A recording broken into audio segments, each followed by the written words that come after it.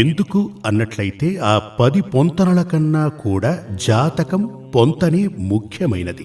అలా ఉన్నటువంటి జాతక పొంతనలు చూసి వివాహం చేసుకుని సంతోషంగా ఉన్నటువంటి వారు చాలా మంది ఉన్నారు. ఇదివరకటి పురాణ కాలాలలో ఆ కాలం దేవతలు కొలువు తీరిన కాలం. ఎక్కడో ప్రశ్న తలెత్తొచ్చు, ఇదివరకటి రోజుల్లో మా బామ్మ తాతయ్య వాళ్ళందరూ కూడా జాతకాలవి చూసుకోకుండానే పెళ్లిళ్లు చేసుకున్నారు, సంతోషంగా ఉన్నారు కదా అంటారు. ఆ కాలాలలో 2 విధానాలుండేవి. ఒకటి దేవతలు కొలువు తీరిన కాలం, అంటే నిత్య పూజలు భజనలు మంత్రాలు ఇలాంటివి చేస్తున్న టైంలో ఆ ఈశ్వరుడు మనందరినీ కూడా మంచి మార్గంలో నడిపించేవాడు. అందరికీ కూడా మంచే జరిగేది. అందుచేతనే ఆ కాలాలలో అలా ఉండేది. కానీ ఈ కాలంలో అన్నిటికీ ఆపోజిట్ ఉన్నాయి. సాధారణంగా చెప్తుంటారు కదా, కలియుగం ముగిసిపోయిందని. అది ముగిసిపోలేదు. ఈ కలియుగం ప్రారంభమై 5000 సంవత్సరాలే గడిచింది.